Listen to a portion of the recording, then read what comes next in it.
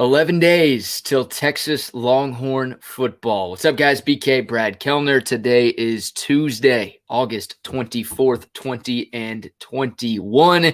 And our countdown to kickoff continues, and this YouTube series continues. I'm taking a look at 12 of the biggest problems facing Texas as we inch closer to the start of the 2021 season. If you missed yesterday's video, I'll put a little link in the description below, but we talked about the safety position. I have some serious questions about the safeties on this roster going into 2021. Of course, Caden Stearns and Chris Brown, your two starters from a season ago, no longer with the program. You've got to replace both of those guys. We talked about that in yesterday's video. So definitely check that one out, and we will continue the countdown tomorrow. I will do a video every weekday between now and next Friday. So I like my weekends too. I won't release anything on Saturday. I won't release anything on Sunday. So we'll answer 2 questions on Friday and 2 questions next Monday to make sure that we can get all the way to number 1. We're taking a look at a couple of position coaches in today's video. Before we dive into that, I want to remind you guys to please like this video and subscribe to this channel if you haven't done so already. Talking all things Texas football, all things Texas Longhorn sports on this channel. So appreciate the love. Thank you for doing that. And this video is brought to you by Last Stand Hats. You can see the discount code scrolling across the bottom of your screen. BK10. If you use that at checkout, you will get 10% off your purchase of any Last Stand hat. This right here is a Last Stand hat, the all gas, no brakes hats. You guys have seen those all over Austin, Texas. Last Stand hats made those. They put out great stuff all the time. So definitely check them out, laststandhats.com, and use that code BK10 at checkout for 10% off your purchase. I think that's all the housekeeping we needed to get out of the way. So let's dive into this thing. 11 days away from Texas Longhorn football. And I've got questions, and I combined these 2 guys into one question, but we're taking a look at a couple of position coaches on Steve Sarkisian's staff. So for the most part, I thought Sark did a phenomenal job in filling out his initial coaching staff. Love the Pete Kwiatkowski hire for the defensive coordinator spot. He was phenomenal at Washington for a number of years. And if you looked at social media, I know sometimes a dangerous indicator for fans and for sports, and whether, it's tough to always get a really, really good opinion on things from just looking at Twitter. But Washington fans lost their minds when Pete Kwiatkowski took the job at Texas. That's a good sign. Like, they were pissed that PK left Washington to come to UT. That's a good sign. That means he did a really good job. That means that fan base didn't want him to leave. And the proof is in the pudding. I mean, you look at the job that PK did over the years in Seattle, it's phenomenal. The stats show it. All of the guys he sent to the NFL draft show it. That guy is a proven developer of talent, one of the best defensive coordinators in the country. That was a big-time pull by Steve Sarkisian. Loved that hire. Loved the Kyle Flood hire as well. I mean, Alabama just had the most efficient offensive season in the history of college football. They had the Heisman Trophy winner. They had another Heisman Trophy finalist in Mac Jones. They put up video game-like numbers all throughout the 2020 season, despite not having an offseason to work with. So I was cool with Kyle Flood being hired. I was cool with A.J. Milwee being hired. Like, bring in as many guys who were responsible for that Alabama offense in 2020 as you possibly could. That's a good plan for me. Now, of course, Nick Saban, you assume he was a big part of things. That machine is rolling in Tuscaloosa, and most of that has to do with him. I get that. But you want to bring in as many people as possible who made that offense as good as it was last season. I loved those hires that Steve Sarkisian made. Most of the hires that Sark made, I think, were solid. Bo Davis on the defensive line, a guy who has college and NFL experience. Jeff Choate, the co-linebackers coach. He's been a head coach at the collegiate level before. He's done a pretty good job developing. He's been a defensive coach for a number of years in this sport. Stan Drayton, retaining him from Tom Herman's staff. I thought that was a great move. Stan Drayton has done a great job developing running backs at Texas. He's also been really, really good on the recruiting trail as well. He's the guy who helped land Bijan Robinson, one of the best running backs in the country. So for the most part, my point is that I think Steve Sarkisian did a great job filling out this coaching staff. But there are 2 guys on the staff that I've got questions about. and those questions need to be answered, and it's number 11 on my countdown to number 1. And these are not really in any particular order. I'm just coming up with random questions. We'll talk coaches. We'll talk personnel. We'll get through all of them as we, once again, inch closer to kickoff against Louisiana next Saturday, September 4th. The two coaches that I have questions about, Andre Coleman, the wide receivers coach, and Terry Joseph, the defensive backs coach for this team. We'll start with Andre Coleman.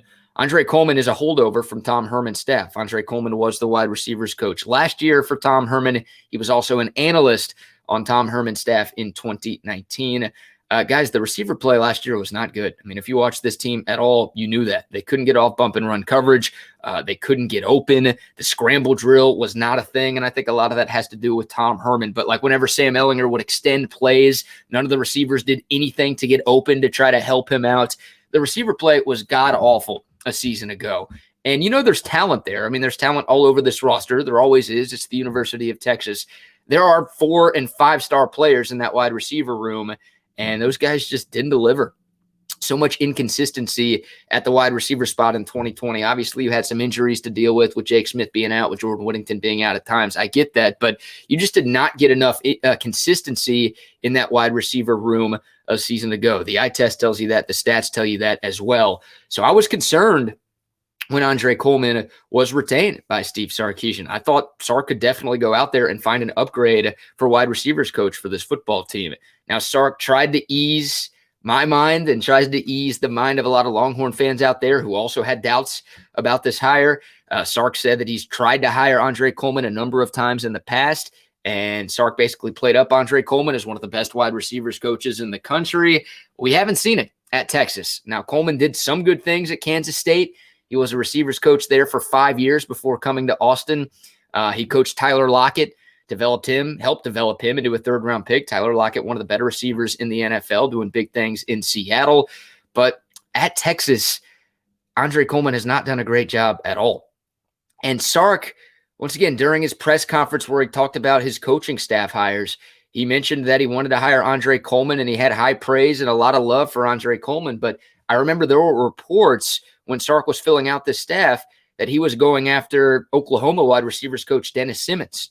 And Simmons ultimately turned down the Texas job and stayed at Oklahoma. I think he got a big raise to come up there or to stay up there.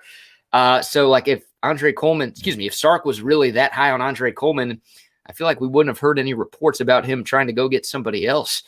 And I'm sure I know Lincoln Riley has a ton to do with the wide receiver success in Norman, but Dennis Simmons to me has more skins on the wall than Andre Coleman does. So that hire was very questionable. The decision to retain Andre Coleman. Once again, the receiver play last year was not good. The biggest thing that stood out to me, and I think stood out to everybody, was Texas's inability to get off of bump and run coverage. And most teams, as the season progressed, started to play bump and run. They started to jam the Texas wide receivers at the line of scrimmage, and Texas's wide receivers just couldn't get open. That was a recurring theme in 2020. Needless to say, that has to change in 2021. Hopefully, Sark's offense, just his offensive creativity, his genius, his ability to scheme guys open can help improve that in 2021. But look, we've heard Jordan Whittington talk about it. We've heard some other Texas receivers talk about it. Sark's offense gives guys one-on-one matchups, which is great. That's what you want as a wide receiver. But last year, Texas couldn't win those one-on-one matchups. That was a huge problem. If they can't win those one-on-one matchups this year, then Sark's offense at Texas is not going to come anywhere close to replicating what Sark's offense at Alabama looked like last year. So hopefully Sark can find a way to develop these guys a little bit more. Hopefully Andre Coleman can take a step. You've got some talent there, you would think. Jordan Whittington, obviously the guy that comes top of mind, the former 5-star. Big things expected out of him. Xavier Worthy, the true freshman, technically a transfer. I don't know if he's technically a transfer, but coming in from Michigan. By all accounts, he's had a phenomenal offseason. Troy O'Meary, who at times was regarded as the best wide receiver last year during fall camp, of course, coming off a torn ACL. We'll see what he looks like this year, but he's another pretty highly touted recruit. So you've got some talented pieces there, guys that you would love to have step up at some point. Marcus Washington, Alvonte Woodard. We'll talk more about the receivers themselves, right? The personnel in another video, because that's a question for me. I think that's a question for a lot of y'all too. But yeah, Andre Coleman, once again, didn't love the decision by Steve Sarkisian to keep him around. He could be a one and done for me, guys. if the receiver play doesn't improve pretty dramatically here in 2021, I think there's a chance that Sark makes a move at wide receiver coach after this season. And I think a lot of Texas fans would almost hope for that to happen, because that would be multiple years and multiple coaching staffs in which Andre Coleman just didn't do a good enough job developing wide receivers. So look, Bijan's going to be the focal point for this team. We know that, but you have to have a semblance of a passing game to win games in not just this conference, but in this sports in 2021. So Andre Coleman, he's one of the guys that I have questions about. And then Terry Joseph, the other position coach that I have some questions about. Terry Joseph coming over from Notre Dame. He was the DB coach there for the last 3 years. He was the passing game coordinator there for the last couple of years. And Sark mentioned part of the reason why he hired Terry Joseph to Texas was because Notre Dame did a pretty good job against Alabama in the college football playoff semifinal game last year. And they did. They held Alabama to a season low, 31 points. Amazing that was a season low. Held Alabama, I think, to their second lowest yardage output in 2020. So they did a lot of good things. Now, Clark Lee was the defensive coordinator for Notre Dame. I think he deserves most of the credit for that solid defensive performance in the playoff. Clark Lee, now the head coach at Vanderbilt. Texas will have to see him at some point down the road. But yeah, Sark talked about that as a big part of the reason why Terry Joseph got the job. I brought up this earlier talking about Pete Kwiatkowski, how Washington fans were so pissed that Pete Kwiatkowski took the Texas job. Notre Dame fans were kind of apathetic towards the Terry Joseph news. And my old co-host, Kevin Dunn, on the Horn in Austin, he's got a lot of sources. He's a big Notre Dame guy. His dad went there. You guys, if you know his work, you know that. He's got a ton of people who cover the Notre Dame program. And a lot of them said, the defensive back play at Notre Dame has not been that great over the last couple of years. It's been pretty up and down, pretty inconsistent. Once again, Notre Dame fans didn't seem all that upset with Terry Joseph leaving to take the job at Texas. They kind of felt like there was a chance for them to upgrade with their secondary coach. So didn't love that. Once again, Notre Dame insiders saying didn't do that great of a job. And also Notre Dame fans seemingly not too upset by Terry Joseph leaving. Look, Terry Joseph has coached at some big-time schools. He's also coached at A&M too. He's got a lot of experience as a defensive backs coach in college football. But guys, the secondary play at Texas has not been great. I mean, DBU is a thing of the past at this point. And look, you've got some experience in the back end. You've got a couple of seniors expected to start at corner with Josh Thompson and Deshaun Jameson. You've got Darian Dunn coming in, the grad transfer from McNeese State. You've got experience at the nickel spot. Jaron Thompson getting some work there, but also Anthony Cook, who has seemingly been in college football forever. You've got some pieces there, but Terry Joseph, I just have some questions because people that I trust seem to doubt the work that Terry Joseph has done. So those are the two position coaches that I've got questions about, guys. Andre Coleman on offense and Terry Joseph on defense. Hopefully they prove me wrong. Hopefully this initial coaching staff is full of home run hires and Sark doesn't have to make any moves for a while. Or hopefully the only moves he has to make happen when these guys get poached away to be head coaches elsewhere, right? As much as that kind of sucks, you don't want to lose your good coaches. That's a sign of a healthy program. Ask Alabama. But hopefully Sark doesn't have to pull a Charlie Strong or a Tom Herman to where very early on he has to make changes to his coaching staff. Odds are it's going to happen. That generally happens. That's not really a Texas thing. That happens with a lot of coaches. Even successful coaches make changes with position coaches on their staff at some point just to try to make things better. But once again, hopefully Andre Coleman and Terry Joseph can ease some of my concerns throughout the course of this season. So there you go. 11 days away from Texas football. That is my number 11 question with this Longhorn football team as we approach kickoff against Louisiana. I want to hear from y'all. Comment below. Do you agree? Do you disagree? Where's your confidence level at with Andre Coleman and Terry Joseph? Also, give me some of your big questions that you think face this Texas team in 2021. We'll obviously talk quarterbacks. We'll talk running backs. We'll talk a lot more personnel throughout the course of these next couple of weeks, but I definitely wanted to give my thoughts on two of the assistants on Sark's coaching staff. Thank you all so much for watching. Please like this video if you haven't yet. Please subscribe to this channel if you haven't yet. And make sure you use that code BK10 at checkout for 10% off your purchase from laststandhats.com. All right, guys, we'll be back tomorrow with another video. If you want to follow my work in Houston, ESPN 97.5. Tune into the Wheelhouse every afternoon from 3 to 7. You can listen online at ESPN975.com. Recording this video early in the day.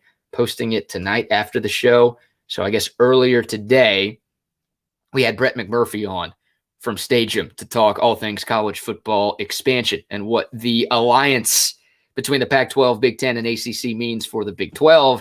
And also we asked him about Texas and Oklahoma moving to the SEC as well. So check that out, ESPN975.com.